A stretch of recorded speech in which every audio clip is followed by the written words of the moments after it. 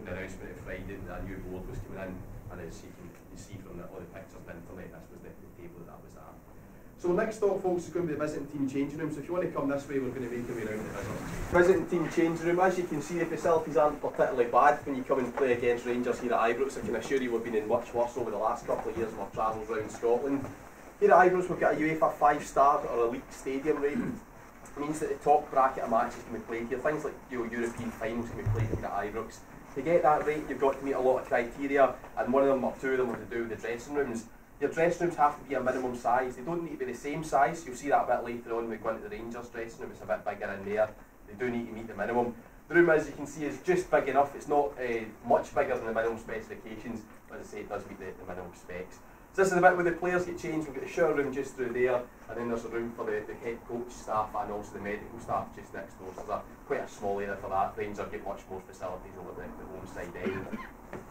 See here some of the tops of players that have played against Rangers here at Ibrox. More recently, we've had people like Beckham, Messi and Ronaldo have all sat in this room to get changed. But as you can see, some of the slightly older players that have played here. Graham Souness played with Liverpool against Rangers when we opened the new Broomland, Copeland and Govan stands. And then down at the far end, we've got Cruyff's top. Cruyff, as you know, one of the most talented footballers we've probably seen. Mostly known for his turn more than anything else, but he was playing against Rangers with Ajax in the very first European Super Cup final. At that time, a two-legged affair, like here at Ibrox and also over in Holland. They only scored once. The defence did see it as a bit of an achievement. I only let them on the score sheet once. We did get beat home and away though. So as I say, we did play against Ajax in the very first European Super Cup final. Now, apart from the size difference between here and the Rangers dressing room, there are various other things that happen specifically to the visit team in here. You'll notice when we go into the Rangers dressing room later on, the coat hooks are about 6 inches further up the wall in here than they are in the Rangers one. Mean the visiting side have to reach higher up to get their jerseys, and they know they're playing a bigger side when they come to Ibrox. Mind games are really important in modern football. That's just one of the things that happens. This change room's also closer to the tunnel. On a match day, it means the visiting team get there first. They've got to stand and wait for Rangers to make their arrival. If it's the first time you've played here, pardon me, it's very intimidating standing down in that tunnel area with the noise, the support coming right up the tunnel towards you. So if you want to grab some pictures here in the away dressing room, you're more than welcome to do so. You can really look into the shower room if you want. In a minute or two, we're going to start to make our way up the stairs and towards the blue room. I just the home game room's right there.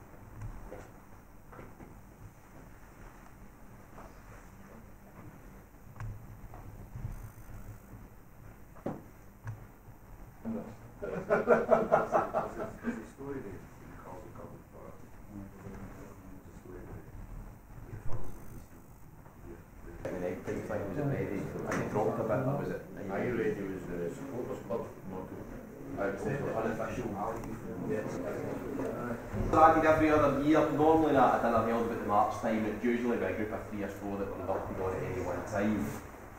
There have been some exceptions to those standard rules. The first 4 names in the far end was the 4 boys that founded Rangers. The club thought on the right that they get their space at the very start, because without them, the things you see around about, you probably wouldn't be here today. And there's a painting of the founders there at the bottom of the hall. We see the 4 boys of Ibrox in the background, the 4 founders of this great club. And the man at the other side, Tom Val's the club's first captain. And a lot of people do sort of consider him as one of the founders as well, 5th founder if you like, while he's worked in the early years of Rangers. And the other painting here in the hallways at this end, that's Alan Morgan, the wee blue devil was his nickname. But believe it or not, it's a life-size portrait of the man. Bring it down, make sure his boots on the ground, that's all the height he was. He was only about 5'4". So certainly not one of the tallest boys to have played here, but definitely one of the most talented and one of the quickest with the ball at his feet. Now, the first return of the stairs, you probably noticed them on your way up to the Buster Bill's roof, as I said a wee bit earlier on, arguably the club's greatest manager. Really think he's sitting there watching over the front door of the stadium, making sure players were properly dressed. In his day, he started off the player dress code, and that's something that carries on to this day. He said all those years ago that players had to be properly dressed, wearing a shirt and tie, a blazer, a bowler hat, to be cleanly shaven with short hair. But since then, the dress code has changed quite a lot, but as I say, it is still in place, and it's still Mr. Sooth's punishment that's used for players that are not properly dressed. So on a match day, there's somebody there to check the players, either when they come in the front door, sometimes they would come up the tunnel, somebody there to check them, make sure they're adhered to the club's instructions. If they're not properly dressed, they're not allowed inside the stadium. They'll be stopped, they'll be sent home and told to get changed, and they're not eligible for selection that day, simply because they weren't properly dressed when they come in the first time. That's something a lot of people think is quite old-fashioned, quite harsh. It's not really happened a lot in recent times because players just sort of get on with it. The last man to be sent home for not being properly dressed was Stuart McCall. When he played here, he came in not properly dressed with no excuse, he was sent home. The police wouldn't really believe who he was when he came back to the stadium, and he wasn't allowed actually back into the front of the stadium for well into the first half. He would have been able to play that day, but he wouldn't have been picked anyway. So if you want to grab some pictures of the Hall of Fame or the paintings, you've not already done so, feel free to get them just now. Our next stop's going to be the director's box. So once you're ready, if you want to start coming round this way, you're going to make your way through the door behind me and up into the director's box itself.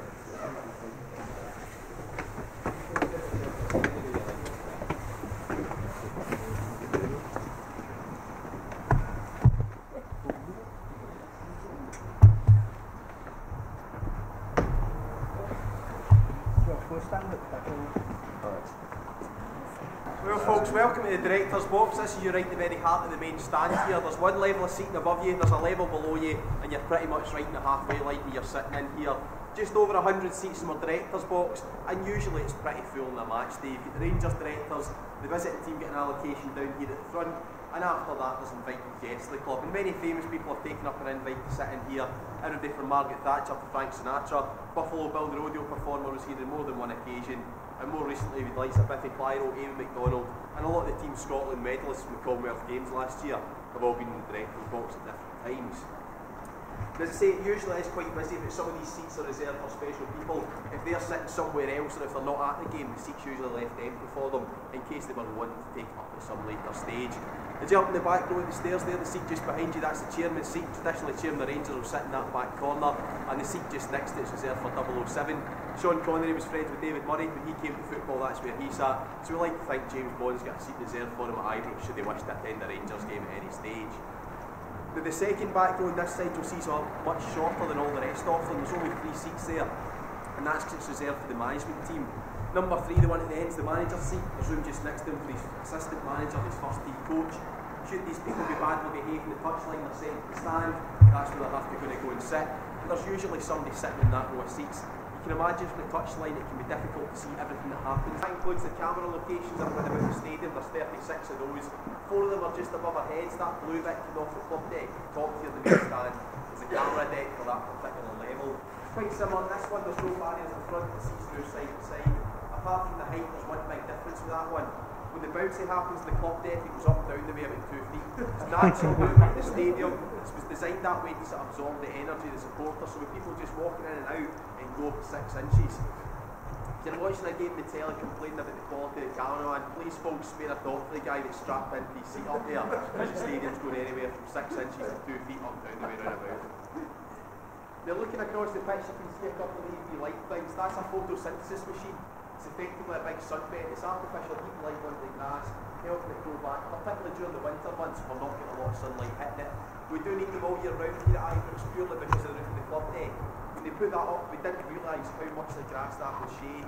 So about a third of the pitch on this side doesn't really get any sunlight at all. So we get enough of these lights to spread out, cover touchline to touchline, and the bit that doesn't get any sunlight makes the grass at this side grow at the same speed as the grass over there on the far side of the park. So if you want any pictures across the pitch, down here at the front's definitely the best place to get them from. Our next stop's going to be the Members Club. These are the Members Club seats just round about the Director's box here. They're most sought after hospitality. You can't buy a seat in the Director's box, that's by invitation only. You can get one of these ones just outside of. Your name put on it, you've got it for a full year, and you also get access to the Members Club that are going to go into next. So when you're ready, once you get your photos, we want to start coming this way.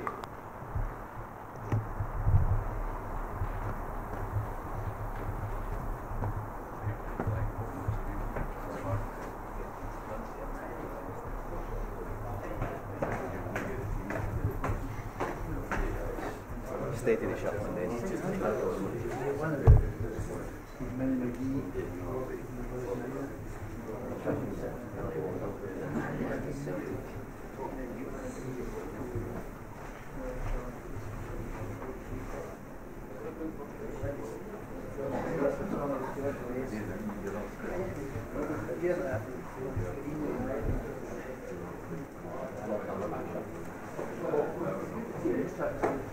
Well folks, welcome to the Members Club. As I've seen outside the door, it is one of the most sought after hospitality suites, and it is bought on a season-to-season basis. Before we go any further, do we have any members with us today? No?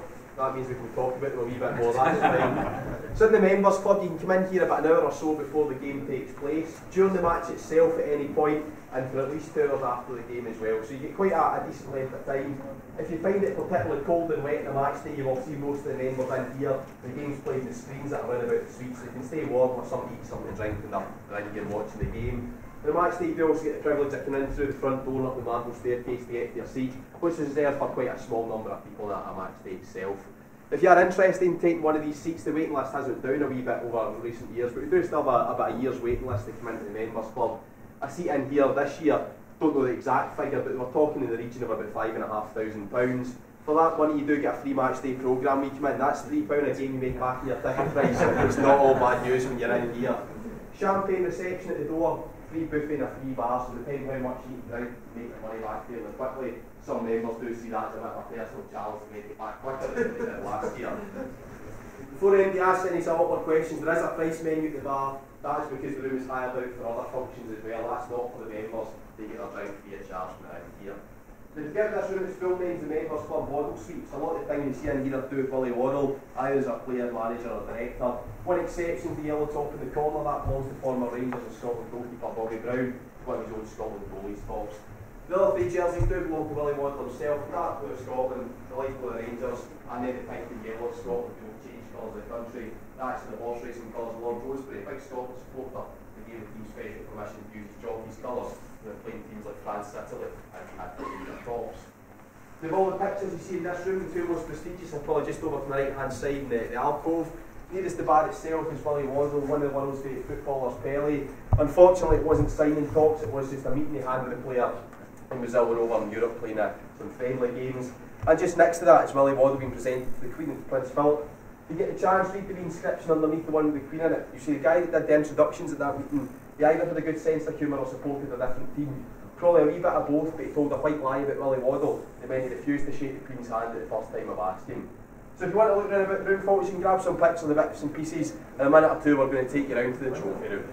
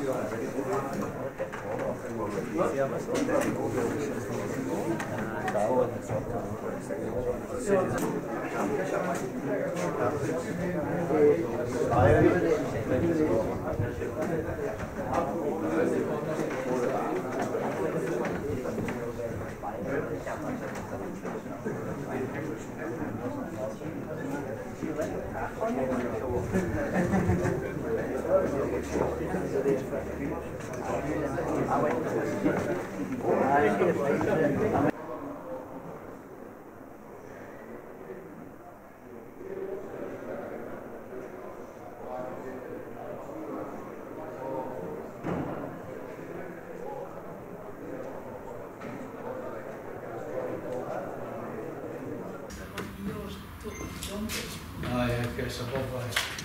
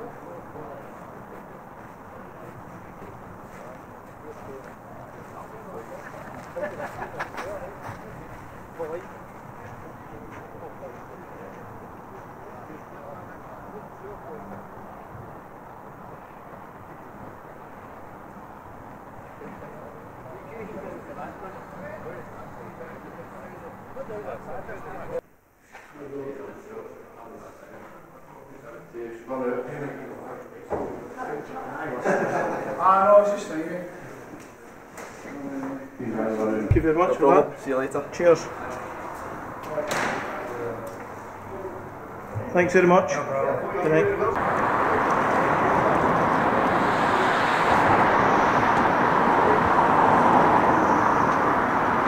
Things going down at Ibrox after a great Founders Trail and Ibrox Tour, and hopefully under the auspice of Dave King we will be back. The mighty Glasgow Rangers.